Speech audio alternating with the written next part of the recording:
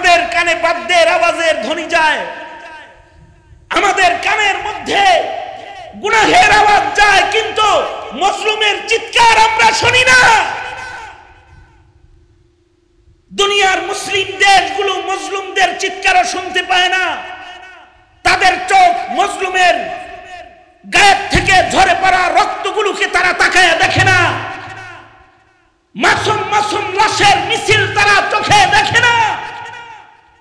চোখ থাকিতেও যেন অন্ধ, কান থাকিতে বধির। এই তো এই যুগের মুসলমান।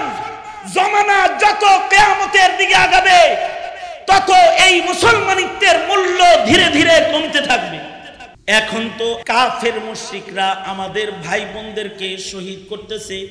চতুর্দিকে মুসলিম দেশের রাজা বাদশারা আছে, একটাই কথা বলে না। কথা বলেন না কেন? ঠিক না ঠিক? কাফেরদের সাথে আমাদের দোস্তি,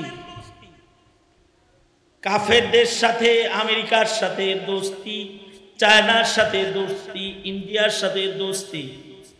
এই দোস্তি ঠিক রাখতে গিয়ে ঈমান কবর দিতে রাজি। এই হলো এখনকার মুসলমানের হাল। সেই যুগের কথা বলতেছি, যখন ঢাল তরবারির যুগ। সাহাবী বাঁচা আছে ওই সময়। ক্ষমতা লিপসু যারা, তারা মসজিদের নববীর আযান বন্ধ করে দিয়েছে। 3 দিন মসজিদের নববীতে আযান হয় না। ক্ষমতা লিপসু যারা, তারা সাহাবী চিনে না। যেমন হাসিনা ক্ষমতা লিপসু, আলেম চিনে না, শাইখুল হাদিস চিনে না, মুফতি চিনে না, মুহাদ্দিস চিনে না, মুফাসসির চিনে না, ভালো মানুষ চিনে না। আমেরিকা ক্ষমতা লিপসু, আরদে মুকাদ্দাস চিনে না, পাক জমিন চিনে না, মসজিদুল আকসার এরিয়া চিনে না, ফিলিস্তিনকে চিনে না। ফিলিস্তিন চিনতে হইব তো যারা ক্ষমতা লিপসু, তারা ফিলিস্তিন চিনবে না। নারী শিশু মাসুমদেরকে তারা শহীদ করতেছে, বুঝে না। ক্ষমতার লোক, ক্ষমতা লিপসু, ক্ষমতায় টিকে থাকার জন্য ভালো মানুষদেরকেও জালিমরা যুগে যুগে চিনে নাই।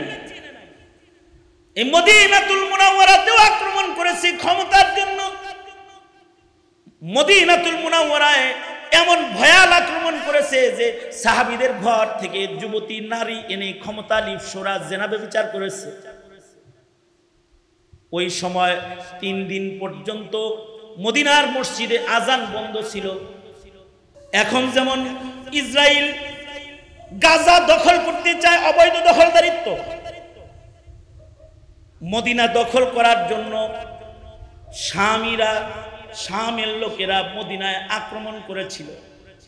যারা ক্ষমতা লোভী হয়, যেমন টোটাল আমেরিকা ক্ষমতা লোভী, সারা দুনিয়ার মুসলমান মেরে তারা তাদের ক্ষমতার রাজ প্রতিষ্ঠা করতে চায়। যারা ক্ষমতা লোভী হয় তারা ভালো মন্দ বুঝে না, তারা নারী শিশু দেখে না। ওদের কাছে ওদের ক্ষমতা, ওদের ক্ষমতার প্রভাব ওরা সারা দুনিয়ার মুসলমানের মাথার উপরে ফেলতে চায়। ওরা ভালো মানুষ চিনে না। যারা ক্ষমতা লোভী হয় তারা ভালো মানুষ চিনে না। শাম এলাকার লোকেরা মদিনা দখল করতে এসেছে, ক্ষমতা লোভী। তখন কিন্তু মদিনাতুল মুনাওয়ারাতে সাহাবীরা তখনও কিছু কিছু আছে। যেমন মদিনাতুল মুনাওয়ারাতে তখনও বাঁচা ছিলেন জাবের ইবনে আব্দুল্লাহ। জাবের ইবনে আব্দুল্লাহ, ওনার বর্ণনা বুখারীতে আছে। ইলমের জন্য পাগল এক সাহাবী ছিলেন, যিনি একটা আলী সনদের হাদিস শিখার জন্য মদিনার থেকে পায়ে হেঁটে কুফা পর্যন্ত গিয়েছিলেন, একটা সনদ আলী বানাইবার জন্য, একটা ইলম ভালো উস্তাদের কাছে পড়ার জন্য। মদিনার থেকে পায়দল হেঁটে তিনি কুফা পর্যন্ত গেছেন। আব্দুল্লাহ ইবনে উনাইসের বাড়িতে গেছিলেন পায়ে হাইটে একটা হাদিস শোনার জন্য। এই জাবের ইবনে আব্দুল্লাহ আলেম সাহাবীদের মধ্যে অন্যতম একজন। যিনি তার জীবনের শেষ ভাগে অন্ধ হয়ে গিয়েছিলেন, জীবনের শেষ ভাগে অন্ধ হয়ে গেছেন, চোখে দেখতেন না। মদিনায় যখন আক্রমণ করেছে, যাদের চোখ আছে তারা সব পালাইছে, কিন্তু উনার চোখ নাই, অন্ধ, চোখে দেখে না, বৃদ্ধ সাহাবী তিনি দাঁড়ায় রয়েছেন। ক্ষমতা লোভী যারা মদিনায় আক্রমণ করেছে তারা সাহাবী টাহাবি চিনে না, যে সাহাবীর দাম বেশি এটা বুঝে না। তারা গিয়ে জাবির ইবনে আব্দুল্লাহর পিঠের মধ্যে লাথি মারছে। জাবির ইবনে আব্দুল্লাহ সাহাবী জমিনের মধ্যে গড়াগড়ি করে পড়ে গেছে, বুড়া সাহাবী পড়ে গেছে। এইভাবে আক্রমণ করেছে। আমাদের ফিলিস্তিন যাওয়ার মতো সুযোগ নাই, ভিসা নাই, যাওয়ার রাস্তা খোলা নাই, কিন্তু আমাদের এই মুসলিমদের ডাক শুনে তো আমাদের কুনুতে নাজিলা পড়ার সুযোগ আছে, আমাদের নামাজের পরে পরে আল্লাহর কাছে দোয়া করার তো সুযোগ আছে। অথবা প্রতিবাদীর ভূমিকায় মুখের কণ্ঠ খুলে মজলুম শহীদদের পক্ষে একটি স্লোগান, গাজা মুক্তি পাক, ফিলিস্তিন মুক্তি পাক, আজাদ হোক, মুসলমানদের স্বাধীনতা ফিরে আসুক, এতটুকু পক্ষের আওয়াজ তো আমরা দিতে পারি। এই আওয়াজটুকু তো দেওয়ার মানুষ এখন নাই। ফিলিস্তিন থেকে শহীদি কাফেলার সদস্যরা তারা তাকিয়ে ডাকতেছে, তোরা কি আমাদের পক্ষে একটু আওয়াজও দিবি না? তোরা কি আমাদের পক্ষে একটু আওয়াজও দিবি না? তারা আমাদেরকে ডাকছে, তোমরা আমাদের পক্ষে কি একটু আওয়াজও দিবা না? উপস্থিত হযরত, বুজুর্গ, উলামায়ে কেরাম, সম্মুখপানে সমবেত দিন প্রিয়, ইসলাম প্রিয়, দিনদার ইমানদার মুমিন মুসলমান ভাইয়েরা, পর্দার আড়াল থেকে আলোচনায় শামিল মা বোনেরা, বিশ্বজগতের মালিক, বিশ্ব প্রতিপালকের বিশ্ব দরবারে কালিমাতুশ শুকর, যে মহান রব্বুল আলামিন উলামায়ে দ্বীনদের সোহবতে দ্বীনি নসিহতের মাহফিলে আমাদেরকে একত্রিত হওয়ার তৌফিক দান করেছেন। কালিমাতুশ শুকর পড়ে শুকরিয়া আদায় করি, মুহাব্বতে জবান খুলে বলি আলহামদুলিল্লাহ। আল্লাহওয়ালা বুজুর্গরা আসছেন, কিমতি বয়ান করেছেন, এবং আমার পরেও মুরব্বীরা কথা বলবেন। মাদ্রাসার প্রতিষ্ঠাতা ভাই মাহবুবুর রহমান নবাবগঞ্জি দামাত বরকাতুহুমের সাথে মোহাব্বত, ভালোবাসা পুরানা, ওনার মোহাব্বতের হক আদায় করার জন্য এখানে ওনার মাদ্রাসার মাহফিলে হাজির হওয়া নির্দেশ করছেন কিছু বলার জন্য, তাই বরকতের নিয়তে কিছু কথা বলা। দিন যাইতেছে, জমানায়ে নবুয়ত থেকে আমরা দূরে সরতেছি, আর কিয়ামত আমাদের কাছাকাছি হইতেছে, কিয়ামতের নিকটবর্তী হইতেছি, আর জমানায়ে নবুয়ত থেকে ধীরে ধীরে দূরে সরতেছি।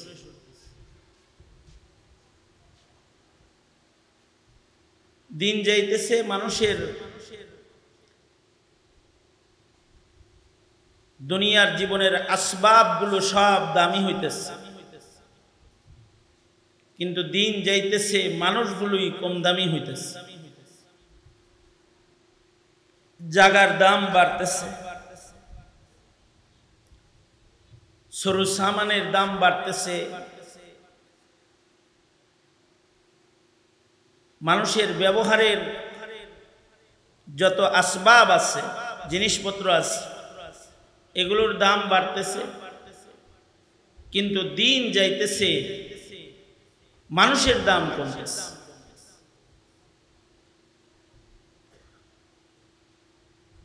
আগের জমানার মানুষের গায়ে কাপড় ছিল না, কম দামি কাপড় ছিল, কিন্তু মানুষগুলো দামি ছিল।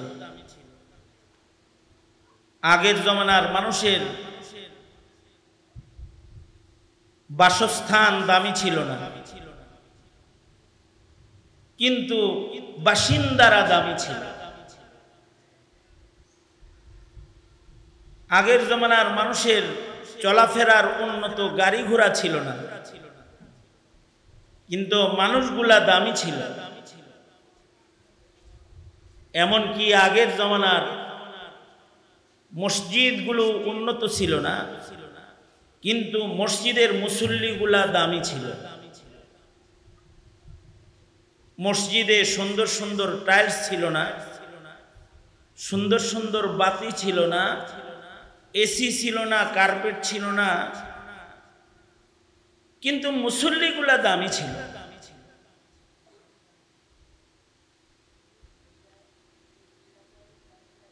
দিন যাইতেছে, মুসল্লিদের দাম কমতেছে। একটা মিনিট পেছনে চলে গেল তো এখন আবার কম দামি সময়ের ভেতরে প্রবেশ করলাম। আমি আপনাদের এখানে যে বসছি, বসার 1 ঘন্টা আগের সময়টা এখনকার সময়ের চাইতে দামি চলে গেল। এ কারণে এক বুজুর্গ বাংলাদেশের সফরে এসেছিলেন হিন্দুস্তান থেকে, তো উনি ক্ষুধার্ত, ক্ষুধা লাগছে ওনার, এদিক দিয়ে রান্না হইতেছে, রান্না এখনো শেষ হয় নাই, কিন্তু ওনার ক্ষুধার যন্ত্রণায় উনি তাড়াতাড়ি খানা চাইতেছে। তো সবাই বলল তরকারি সব রান্না হইছে, ভাতটা গরম, ভাত আপনার সামনে, ইকো বন্ধ করে দিতে কথা, গরম ভাতটা আপনার সামনে দেওয়ার জন্য গরম ভাত চুলায় আছে, তরকারি সব রান্না আছে, একটু দেরি হবে। তো উনি বললেন ঠান্ডা ভাত নাই, পান্তা ভাত নাই। তো মেজবান যিনি, তিনি বলল পান্তা ভাত আছে। তো উনি বললেন যে ঠান্ডা ভাত, পান্তা ভাত এটা আমার কাছে গরম ভাতের চাইতে বেশি পছন্দের। সুতরাং তুমি যে আমারে গরম ভাত খাওয়াইবা বলে আমারে ক্ষুধায় কষ্ট দিতেছ, এইটা না কইরা আমাকে ওই পান্তা আর ঠান্ডা ভাতটাই আগে দিয়ে দাও। দিয়ে দিল। আমাদের সাথীদের একজন জিজ্ঞেস করলো, হযরত পান্তা ভাত আপনার কাছে পছন্দ কেন? আমি তখন জেলখানায়, তখন পত্রিকায় একটা আর্টিকেল পড়ছিলাম, ফজিলতুল পান্তা ভাত, মানে পান্তা ভাতের গুণাবলী আর কি, আর্টিকেলটার নাম। পান্তা ভাতের ভেতরে কি কি উপকার আছে। এই বুজুর্গ বললেন পান্তা ভাত আমার কাছে পছন্দ হওয়ার মূল কারণ হলো পান্তা ভাতের অস্তিত্বটা জমানায়ে নবুয়তের কাছাকাছি, আর গরম ভাতের অস্তিত্বটা জমানায়ে ফিতনার কাছাকাছি। ফিতনার জমানা, এটার কাছাকাছি হলো গরম ভাত, আর জমানায়ে নবুয়তের কাছাকাছি হলো পান্তা ভাত। ওইটার অস্তিত্ব আগে, তাই ওইটার মূল্য আমার কাছে বেশি। এই উম্মতের ভেতরে সবচেয়ে দামি হলেন সাহাবায়ে কেরাম। নবীজির একজন সাহাবীকে যদি একদিকে রাখা হয়,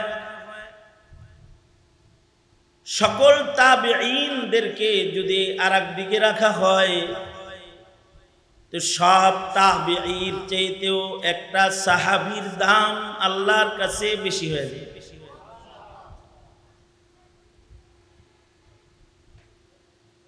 والسابقون السابقون أولئك المقربون।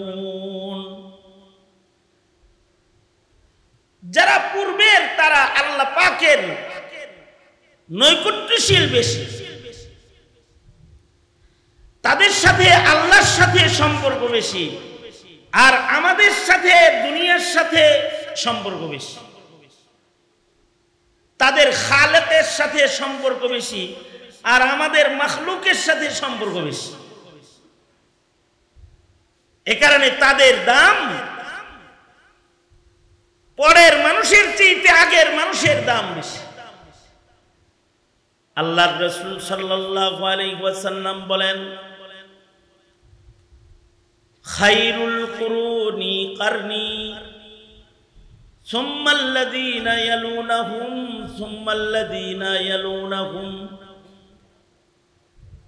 আল্লাহর রাসূল বলেন, সবচেয়ে ভালো জমানা হলো আমার জমানা, যারা আমাকে দেখলো,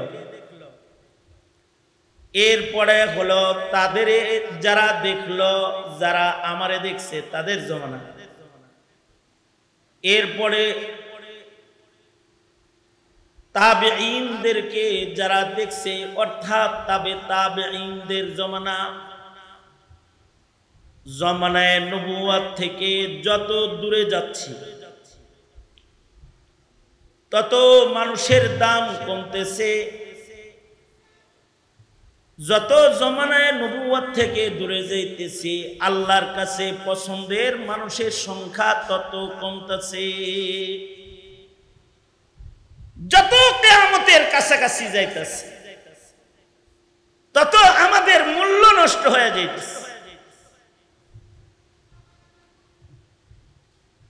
তাদের মূল্য বেশি ছিল, কারণ কি? নবীজির সান্নিধ্যের কারণে তাদের ঈমান, তাদের তাকওয়া আমাদের চাইতে কোটি কোটি গুণ বেশি ভালো ছিল। সুবহানাল্লাহ বলেন। তাদের তাকওয়ার সাথে আমাদের তাকওয়া ওজন করা সম্ভব না।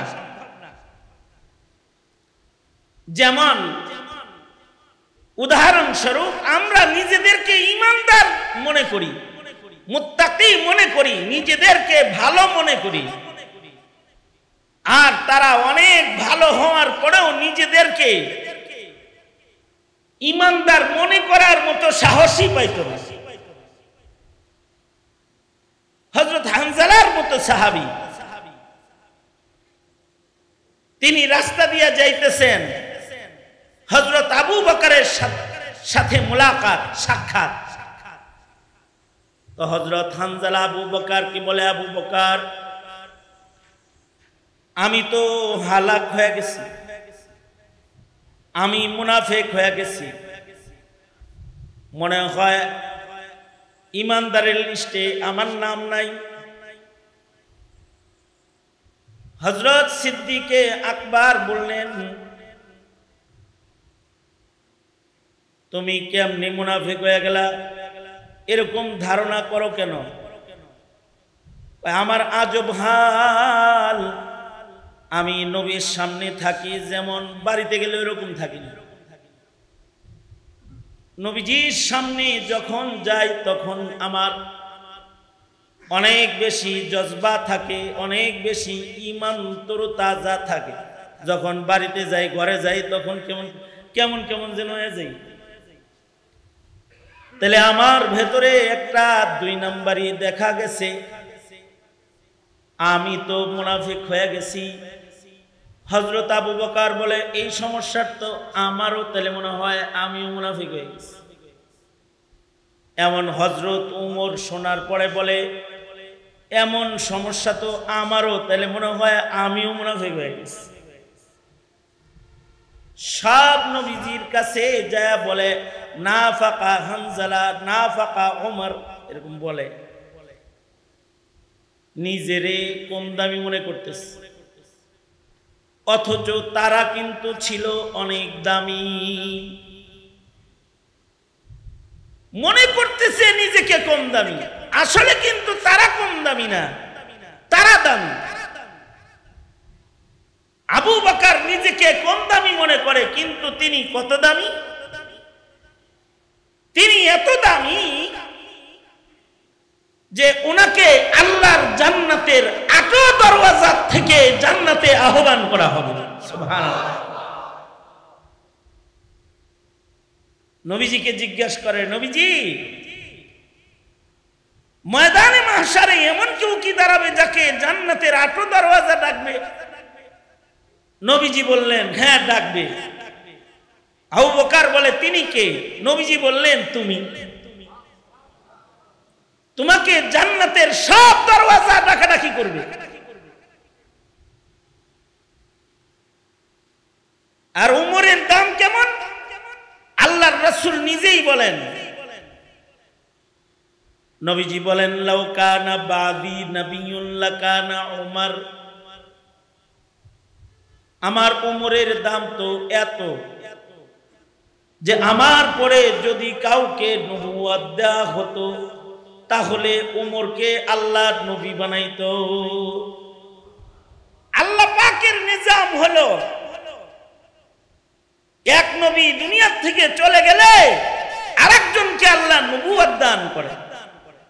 যেমন হযরত ইমরান আলাইহিস সালাতু ওয়াস সালাম ইন্তেকাল করছেন, চলে গেছেন, তো আল্লাহ তাআলা ইমরান আলাইহিস সালামের সাহাবীর ভেতর থেকে হযরত জাকারিয়া আলাইহিস সালামকে নবুয়ত দান করেছেন। নবীজি ওই কথাটাই বলেন, আমার পরে আমার সাহাবীদের ভেতর থেকে কাউকে যদি আল্লাহ তাআলা নবুয়ত দান করতেন তাহলে উমরকে আল্লাহ তাআলা আমার পরে নবী বানাইতেন, কিন্তু আমি শেষ নবী, আমার পরে আর কোনো নবী নেই। তাহলে মনে মনে ভাবতে পারেন উমর নবী হইতো নবীর পরে, তাহলে আবু বকর উমরের চাইতে কি কম দাম? উমরের গোটা জিন্দেগির ন্যাক এক জায়গায় করলেও আবু বকরের হিজরতের রাতগুলোর সমান হবে না। তাহলে আবু বকরের হালত হলো আমার উপস্থিতিতেই যদি কাউকে আল্লাহ তাআলা নবুয়ত দিতেন তাইলে আবু বকররে নবী বানাইতেন। যেমন মুসা আলাইহিস সালাতু ওয়াস সালামের উপস্থিতিতেও হারুন আলাইহিস সালাম নবী।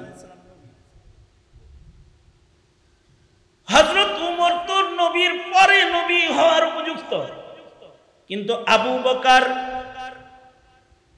তিনি নবীজির সাথে নিসবতটা হলো নিসবতে ইত্তেহাদি। সাহাবায়ে কেরামের ভেতরে হযরত আবু বকরের সাথে নবীজির সাথে হযরত আবু বকরের নিসবতটা ইত্তেহাদি নিসবত, পরিপূর্ণ নবীজির মিল আবু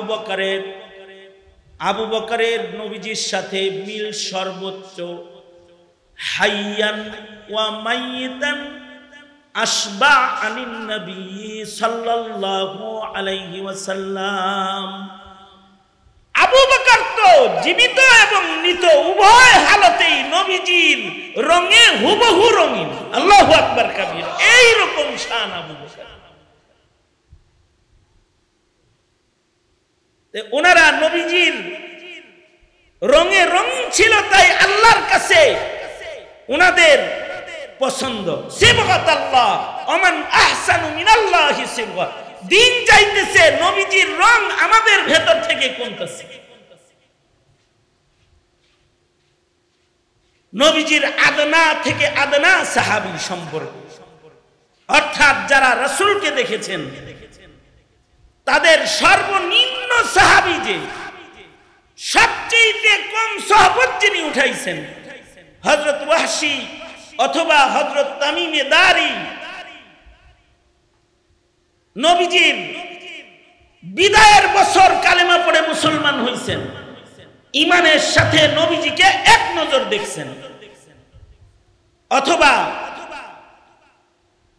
ফতেহ মক্কায় এরপরে মুসলমান হইছেন, কিন্তু নবীজি বলছেন ওয়াহশী তোমাকে দেখলে আমার চাচা হামজার ক্ষত বিক্ষত দেহ এটা চোখের সামনে ভাইসা ওঠে।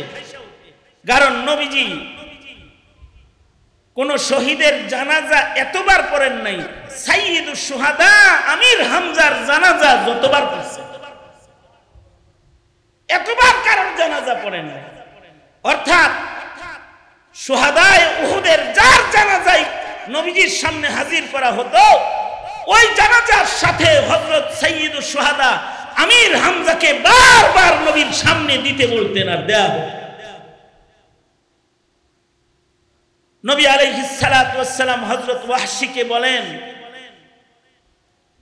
তুমি আমার চাচাকে কেমনে কেমনে মারছো, একটু শোনাও তো আমারে। তো শোনাইছে, এমনি এমনি আপনার চাচাকে আমি শহীদ করছি। নবীজি বললেন, এই রকম ভয়ঙ্কর কায়দায় তুমি আমার চাচাকে মারলে, আল্লাহ তোমাকে মাফ করে দিচ্ছে, কিন্তু তুমি আমার সামনে আইসো না, কারণ তুমি আমার সামনে আসলে আমার চাচার কথা আমার স্মরণ হয়ে গেলে, আমি কষ্ট পাইলে এটা তোমার জন্য ক্ষতিকর। আমার দিলে যদি কোনো দুঃখ আসে, এটা তোমার জন্য ক্ষতিকর। এই কারণে হযরত ওয়াহশী নবীজির হায়াতে জীবনে আর কোনো দিন আল্লাহর রাসূলের সামনে জীবনে কোনোদিন আর যান নাই। গাছের আড়ালে দাঁড়ায় দাঁড়ায় তিনি আল্লাহর রাসূলকে দেখতেন,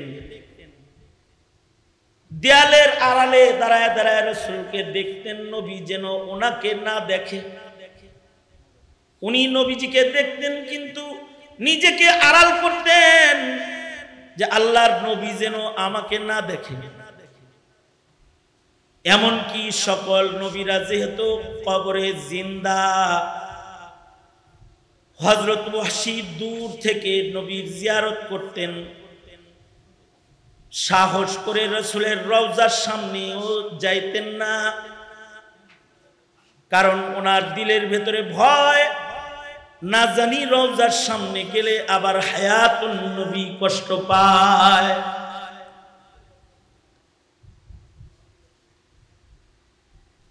এইরকম একেবারে যে সাহাবী নবীজির সোহবত সবচেয়ে কম উঠাইছে, এইরকম একজন সাহাবীর দামও সকল তাবেঈর চাইতে বেশি। আল্লাহর রাসূল বলেন, তুবা মান আমানা ওয়া রাআনি, সে ভাগ্যবান যে ঈমান এনেছে এবং ঈমানের হালতে আমাকে এক নজর দেখেছে, সে দামি হয়ে গেছে। ওয়া তুবা মান আমানা ওয়া রাআ মান রাআনি, এরপরে সে দামি যে ঈমান এনেছে, আমাকে দেখে নাই কিন্তু আমার সাহাবীকে দেখেছে, সে তাবেঈ, তার দাম বেশি। তবে তাবেঈ আর সাহাবী দাম কি রকম ব্যবধান? হযরত আব্দুল্লাহ ইবনুল মুবারককে জিজ্ঞেস করা হয়েছিল যে আমিরে মুআবিয়ার দাম বেশি নাকি ওমর ইবনে আব্দুল আজিজের দাম বেশি? ওমর ইবনে আব্দুল আজিজ বিশিষ্ট তাবেঈ, সাইয়্যিদুত তাবেঈনদের অন্যতম একজন, যারা সাইয়্যিদ তাবেঈদের ভেতরে, তাদের ভেতরে একজন, যার আমলে বাঘ আর ছাগল এক ঘাটে পানি পান করেছে। আল্লাহু আকবার কাবীরা। এখন তো জুলুমের দুনিয়া। আর ওমর ইবনে আব্দুল আজিজের জমানা ছিল বাঘ ছাগলের উপরে আক্রমণ করে নাই, এমন জমানা যে বাঘ ছাগলের উপরে আক্রমণ করে নাই।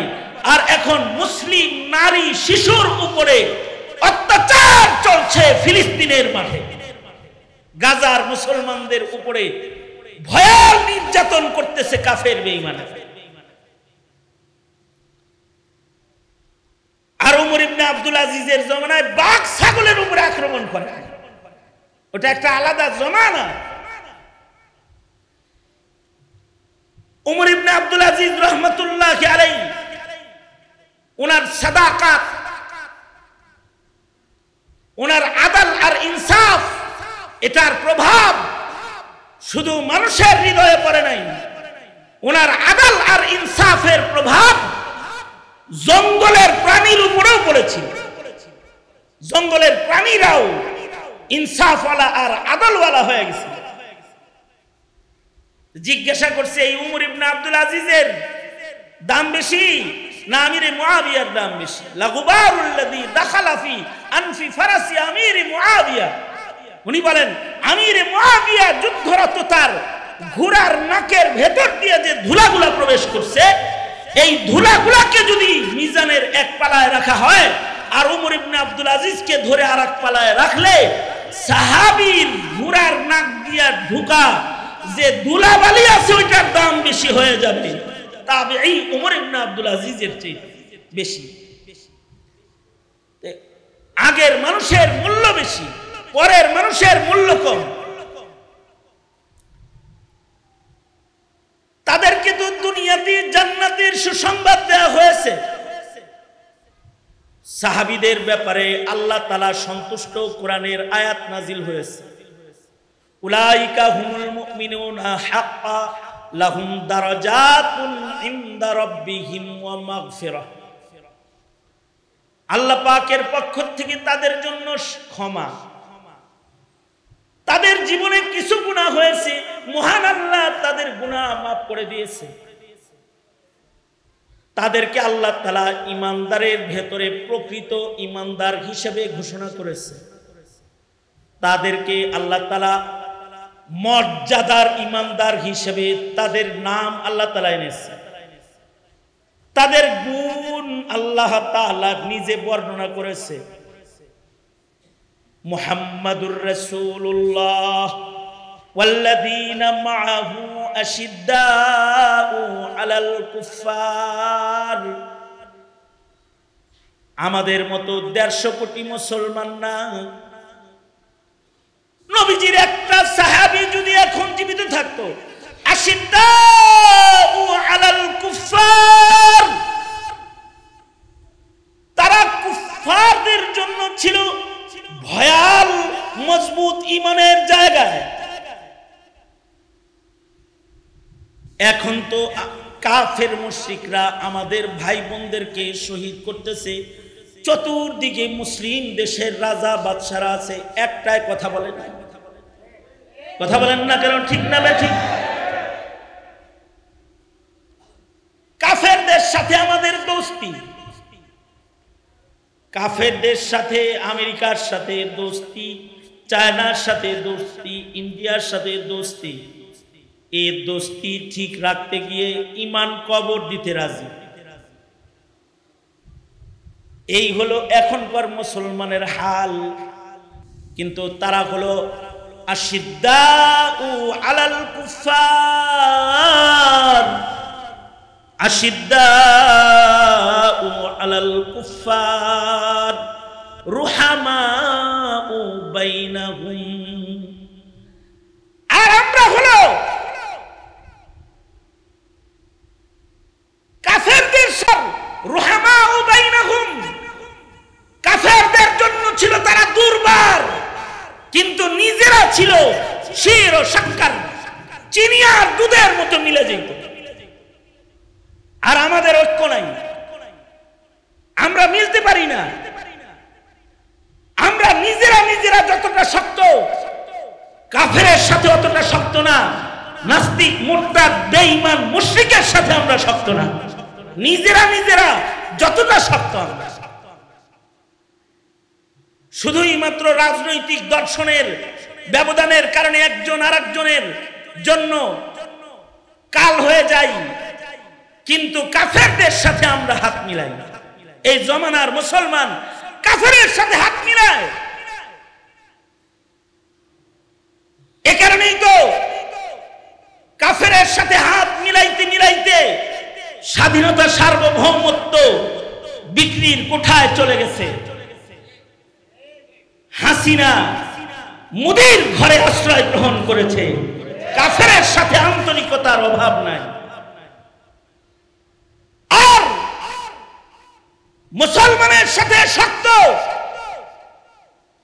নিজের দেশের মুসলমান ভাই বোনকে গুলি করে মারতে উঙ্গুলি কাঁপে নাই। সাহাবীরা তারা হলো আশিদ্দাউ আলাল কুফফার, কাফেরদের জন্য তারা ভয়াল শক্ত, ভয়ঙ্কর তারা কাফেরদের জন্য। আর রুহামাউ বাইনাহুম, নিজেরা তারা শির ও শক্কর, মুহাব্বতের বন্ধনে তারা আবদ্ধ।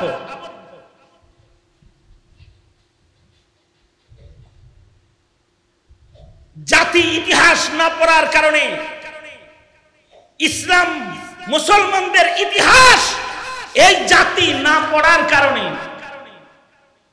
তারা মনে করে কি আরে সাহাবীরা নিজেরা মারামারি করছে। দেখো না, উমর রে মারছে উসমানের দলে, আর উসমান রে মারছে আলীর দলে, আলী রে মারছে মুআবিয়ার দলে। এগুলা সমালোচনা করে, নাউযুবিল্লাহ বলেন, সমালোচনা এগুলো না। তারা তো একে অপরে ছিলেন শির ও শক্কর। ক্ষমতার জন্য তারা একে অপরের উপরে আক্রমণকারী না। তবে তাদের মাঝখানে, দুই দলের মাঝখানে একদল মুনাফিক কাজ করেছে, যে মুনাফিকগুলা মুসলমানদের অস্তিত্বের দুশমন, মুসলমানদের ইমানি চেতনার দুশমন। তারা মুসলমানের গদ্দানকে উঁচু দেখতে পছন্দ করে না, তারা দুশমনী করে মুসলমানে মারামারি লাগাইছে। কোন খলিফার দুশমন ছিল না, ক্ষমতার জন্য একজন আরেকজনের দুশমন ছিল না। হযরত আলীর ইন্তেকালের পরে হযরত হাসান 6 মাস খলিফাতুল মুসলিমিন ছিলেন মদিনাতুল মুনাওয়ারাতে। একদিকে হযরত আমির মুআবিয়া খলিফাতুল মুসলিমিন, হযরত হাসান রাদিয়াল্লাহু আনহু তিনি 6 মাস খলিফাতুল মুসলিমিন ছিলেন, পঞ্চম খলিফা। কিন্তু নিজের খেলাফত থেকে নিজে পদত্যাগ করে আমির মুআবিয়ার হাতে 6 মাস পরে নিজেই বায়াত গ্রহণ করেছে। কতটা বিনয়ী হলে নবীর নাতি হয়ে আমির মুআবিয়ার কাছে বায়াত গ্রহণ করে। হযরত হাসান মদিনাতুল মুনাওয়ারা থেকে গেলেন কুফায়, ওনার সাথে মদিনার বিশাল বড় বাহিনী। হযরত আমির মুআবিয়া তখন নিজের ঘরে আছে, এত ঘোড়ার পায়ের আওয়াজ পাওয়া যায়, কে আসছে? হাসান আসছে। হাসান নিশ্চয়ই আমার সাথে বসতে আসছে, আমি নবীর দৌহিত্রের সাথে বসতে ভয় পাই, যাও আমার খেলাফত আমি হাসানের সামনে পেশ করলাম, সে যদি আমাকে কোনো অংশে রাজত্ব দেয় আমি ওই অংশ খেলাফত পরিচালনা করব, সে যদি কোনোটা নিতে চায় নিয়ে যাক, অথবা সে যদি পুরাটা নিয়ে যায়, আমি আমির মুআবিয়া নবীর দৌহিত্রের হাতে পুরা খেলাফতের চাবিকাঠি দিয়ে দিতে প্রস্তুত আছি। ওনার রাজ্যে খালি কদম রাখছে কুফায়, আর এটা বলে দিচ্ছে। দূতেরা ঈশা যখন হযরত হাসানকে বলেছে আমির মুআবিয়া তো খেলাফতের চাবিকাঠি আপনার কাছে পেশ করেছে, আপনি ইচ্ছা করলে কুফার কিছু নেতৃত্ব তাকে দিতেও পারেন, না ইচ্ছা করলে নাও দিতে পারেন। হযরত হাসান বলে, তোমরা কি নবীজির মুখে আমার ব্যাপারে ঘোষণা শোনো নাই? আমি সাইয়্যিদ, সাইয়্যিদের ইত্তিবা করা, কথা মানা তোমাদের জন্য জরুরি না? সাহাবীরা কেউ বলে হ্যাঁ জরুরি। তাহলে চলো, আমার নির্দেশ হলো যে আমির মুআবিয়া খেলাফত নবীর দৌহিত্রের সম্মানে দিয়ে দিতে পারে, সে খেলাফতের লোভে খলিফার আসনে না, সে আসলে তার দক্ষতার কারণে তার এলাকা নিয়ন্ত্রণকারী, সে শুধু তার এলাকার নিয়ন্ত্রক না, আমি নিজেও তার কাছে বায়াত গ্রহণ করলাম, তিনি মদিনার খলিফাতুল মুসলিমিন। রুহামা বাইনাহুম, তাদের ভিতরে একে অপরের মুহাব্বত বেশি, তবে কাফেরের জন্য তারা বড় শক্ত। তাদের ভিতরে ইবাদত বেশি। তারাহুম রুকআন সুজদান ইয়াবতাগুনা ফাদলাম মিনাল্লাহি ওয়া রিদওয়ানা সীমাহুম ফি ওয়ুজুহিহিম মিন আসারিস সুজুদ। আল্লাহ তাআলা নিজে সাহাবীদের বর্ণনা করেন যে আমার নবীর সাথী সাহাবায়ে কেরাম, দুনিয়াবাসী তোমরা যদি তাদের দেখবা তারা রুকুতে আছে, সিজদায় আছে, তাদের ভেতরে ইবাদত বেশি। তাদের চেহারার দিকে যদি তাকাও দেখবা সীমাহুম ফি ওয়ুজুহিহিম মিন আসারিস সুজুদ, তাদের চেহারার ভেতরে সিজদার দাগ আছে। সাহাবায়ে কেরামের শান কুরআনে আল্লাহ নিজে বর্ণনা করে তাদের ইবাদতের গুণগান গায়। কারণ তারা লজ্জতে ইবাদতে ধনী ছিলেন, সারা রাত নামাজ পড়তেন, সারা বছর রোজা রাখতেন। আর আমরা রোজার মাসে রোজা রাখছি, এখন রোজা নাই। আমরা রোজার মাসে তারাবি পড়েছি, শাওয়ালে আমাদের ফরজ নামাজ নাই। আর তারা হলো তাদের ইবাদতের ভেতরে কোনো ভাটা নাই, তাদের ইবাদতের মধ্যে কখনো ভাটা পড়তো না। আরে সাহাবায়ে কেরামের ইবাদত তো অনেক দূরের কথা। ওই যে তুবা মান আমানা ওয়া রাআ মান রাআনি, সাহাবীকে যারা দেখছে তাদের ইবাদত অতুলনীয় ছিল।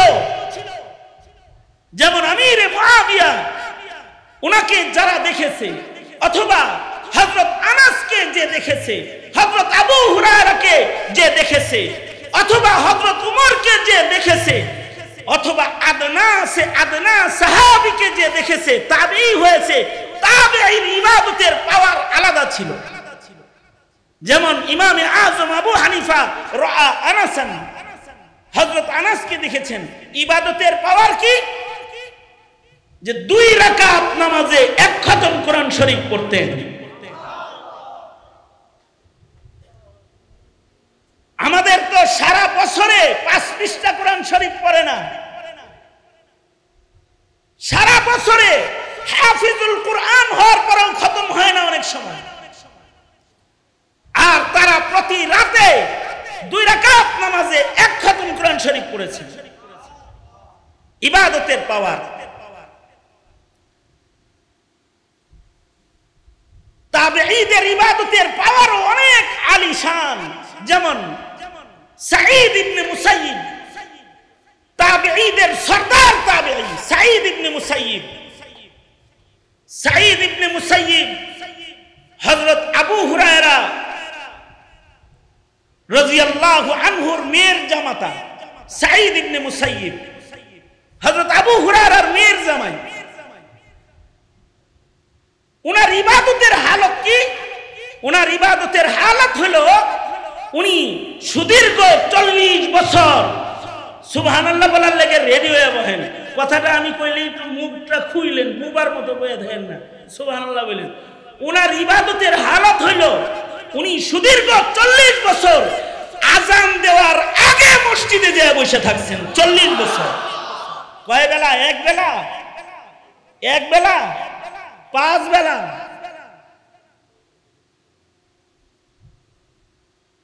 এমনকি ইয়াজিদি বাহিনী শামীদের সাথে মিলে যখন মদিনায় আক্রমণ করেছে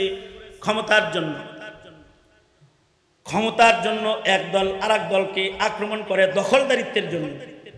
মদিনা দখল করতে চেয়েছে। এখন যেমন ইসরায়েল গাজা দখল করতে চায়, অবৈধ দখলদারিত্ব। মদিনা দখল করার জন্য শামের লোকেরা মদিনায় আক্রমণ করেছিল। তিরমিজি শরীফের ভিতরে আছে, আক্রমণ যখন করেছে তখন যারা ক্ষমতা লোভী হয়, যেমন টোটাল আমেরিকা ক্ষমতা লোভী, সারা দুনিয়ার মুসলমান মেরে তারা তাদের ক্ষমতার রাজ প্রতিষ্ঠা করতে চায়। যারা ক্ষমতা লোভী হয় তারা ভালো মন্দ বুঝে না, তারা নারী শিশু দেখে না। ওদের কাছে ওদের ক্ষমতার প্রভাব ওরা সারা দুনিয়ার মুসলমানের মাথার উপরে ফেলতে চায়। ওরা ভালো মানুষ চিনে না। যারা ক্ষমতা লোভী হয় তারা ভালো মানুষ চিনে না। শাম এলাকার লোকেরা মদিনা দখল করতে এসেছে, ক্ষমতা লোভী। তখন কিন্তু মদিনাতুল মুনাওয়ারাতে সাহাবীরা তখনও কিছু কিছু আছে। যেমন মদিনাতুল মুনাওয়ারাতে তখনও বাচ্চা ছিলেন সাহাবীদের ভেতরে জাবের ইবনে আব্দুল্লাহ। ওনার বর্ণনা বুখারীতে আছে। ইলমের জন্য পাগল এক সাহাবী ছিলেন, যিনি একটা আলী সনদের হাদিস শিখার জন্য মদিনার থেকে পায়ে হেঁটে কুফা পর্যন্ত গিয়েছিলেন, একটা সনদ আলী বানাইবার জন্য।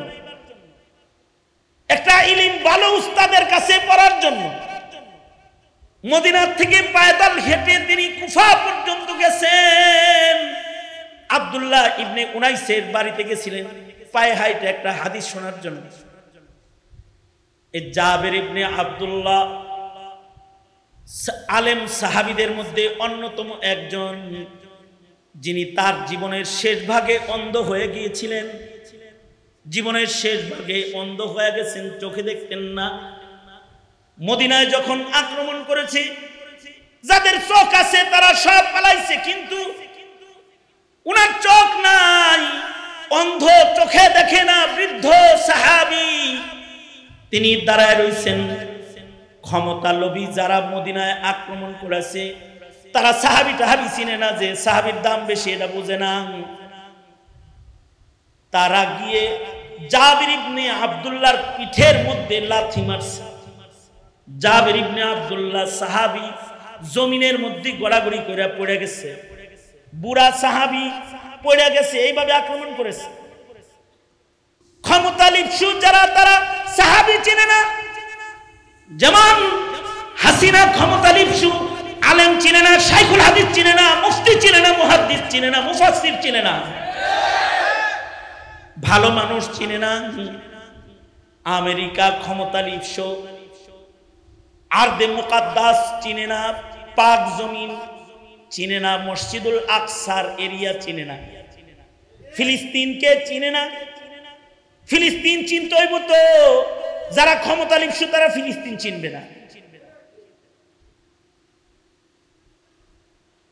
নারী শিশু মাসুমদেরকে তারা শহীদ করতেছে, বুঝে না। ক্ষমতার লোক, ক্ষমতা লিপ্সু, ক্ষমতায় টিকে থাকার জন্য ভালো মানুষদেরকেও জালিমরা যুগে যুগে চিনে নাই। এই মদিনাতুল মুনাওয়ারাতেও আক্রমণ করেছে ক্ষমতার জন্য।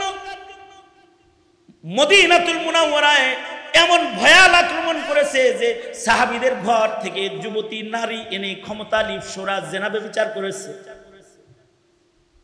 ওই সময় 3 দিন পর্যন্ত মদিনার মসজিদে আজান বন্ধ ছিল। সেই যুগের কথা বলতেছি, যখন ঢাল তরবারির যুগ, সাহাবী বাঁচা আছে। ওই সময় ক্ষমতা লিপ্সু যারা তারা মসজিদের নববীর আজান বন্ধ করে দিয়েছে।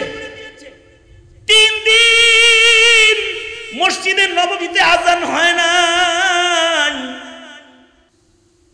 কিন্তু সাঈদ ইবনে মুসাইয়িব তাবেঈ, তিনি এই 3 দিনও মসজিদের বাইরে যায় নাই। তবে দুশমনরা মসজিদে মানুষ তালাশ করতে আসলে উনি পাগলের অভিনয় করতেন, যেন তাকে মসজিদ থেকে বের করে না দেয়। অর্থাৎ কেউ যখন নবীর মসজিদে নামাজ পড়ার নাই, ওই সময় সাঈদ ইবনে মুসাইয়িব, আমাদের কান এত নোংরা, আমাদের কানে বাদ্যের আওয়াজের ধ্বনি যায়, আমাদের কানের মধ্যে গুনাহের আওয়াজ যায়, কিন্তু মজলুমের চিৎকার আমরা শুনি না। দুনিয়ার মুসলিম দেশগুলো মজলুমদের চিৎকারও শুনতে পায় না। তাদের চোখ মজলুমের গায়ের থেকে ঝরে পড়া রক্তগুলোকে তারা তাকায় দেখে না। মাসুম মাসুম লাশের মিছিল তারা চোখে দেখে না। চোখ থাকিতেও যেন অন্ধ, কান থাকিতে বধির। এই তো এই যুগের মুসলমান। জমানা যত কিয়ামতের দিকে আগাবে, তত এই মুসলমানিত্বের মূল্য ধীরে ধীরে কমতে থাকবে। আমাদের ফিলিস্তিন যাওয়ার মতো সুযোগ নাই, ভিসা নাই, যাওয়ার রাস্তা খোলা নাই। কিন্তু আমাদের এই মুসলিমদের ডাক শুনে তো আমাদের কুনুতে নাজিলা পড়ার সুযোগ আছে, আমাদের নামাজের পরে পরে আল্লাহর কাছে দোয়া করার তো সুযোগ আছে। অথবা প্রতিবাদীর ভূমিকায় মুখের কণ্ঠ খুলে মজলুম শহীদদের পক্ষে একটি স্লোগান, গাজা মুক্তি পাক, ফিলিস্তিন মুক্তি পাক, আজাদ হোক, মুসলমানদের স্বাধীনতা ফিরে আসুক, এতটুকু পক্ষের আওয়াজ তো আমরা দিতে পারি। এ আওয়াজটুকু তো দেওয়ার মানুষ এখন নাই। আলহামদুলিল্লাহ, সারা দুনিয়ার যুব সমাজ ছাত্র জনতাকে ফিলিস্তিন থেকে শহীদি কাফেলার সদস্যরা তারা তাকিয়ে ডাকতেছে, তোরা কি আমাদের পক্ষে একটু আওয়াজও দিবি না? তোরা কি আমাদের পক্ষে একটু আওয়াজও দিবি না? তারা আমাদেরকে ডাকছে, তোমরা আমাদের পক্ষে কি একটু আওয়াজও দিবা না? সুতরাং এই জমিনে একটা শিক্ষা আছে, এই জমিনের উপরে একটা শিক্ষা আছে, যে শিক্ষার মাধ্যমে নতুন যুগে পুরান যুগের রঙের মানুষ পয়দা করা হয়। একটা মাত্র শিক্ষা আছে, সেটা হলো কওমি মাদ্রাসার ইলমে দ্বীনের শিক্ষা। যে এই শিক্ষার মাধ্যমে ডিজিটাল যুগে ইহুদ নাসারার রঙের মুসলমান নয়, কিয়ামতের কাছাকাছি সময়ে পুরান যুগের আবু বকরের রঙের মুসলমান, উমর উসমান আলীর রঙের মুসলমান পয়দা করার একটা ঠিকানা হলো মাদারিসে কওমিয়া। এইটা যখন ইহুদ নাসারার দালালরা বুঝে ফেলেছে, তখন এই ইহুদ নাসারার দালাল যারা, তারা মাদারিসে কওমিয়ার আলেমদেরকে মধ্যযুগী বলে তারা গালি দেয়, তারা মধ্যযুগী বলে গালি দেয়। সুতরাং মাদারিসে কওমিয়া কিন্তু জমিনের উপরে সাহাবীর রঙের পুরান যুগের দামি মানুষের কাফেলা পয়দাকারী এক প্রতিষ্ঠানের নাম। ধন্যবাদ ভাই মাহবুবুর রহমানকে, যিনি সাভারে এই প্রাণ কেন্দ্রে আরেকটি মাদ্রাসা নতুন যুক্ত হলো, জামিয়া মাদানিয়া আশরাফিয়া, পুরান রঙের মানুষ পয়দা করার জন্য। আলহামদুলিল্লাহ, আজকের মাহফিলের প্রধান অতিথি মধ্যমণি পিতৃতুল্য আলিমদ্দিন, পিতৃতুল্য মুরব্বী, এদেশের তৌহিদি জনতার কান্ডারি, ইসলামী রাজনীতির অন্যতম মহাপুরুষ, খতিবে বাঙ্গাল আল্লামা জুনায়েদ আল হাবিব দামাত বারকাতুহুম মজলিসে তশরিফ এনেছেন। হুজুর শেষ কথাও, শেষ নসিহা আপনাদেরকে করবেন, দিক নির্দেশনামূলক কথা বলবেন। আমি শুধু আপনাদেরকে একটি কথা বলতে চাই, সেটা হলো এই মাদ্রাসাগুলোকে দেখভাল করবেন তো ইনশাআল্লাহ? করবেন তো ইনশাআল্লাহ? আল্লাহ তাআলা তৌফিক দান করেন, আমিন।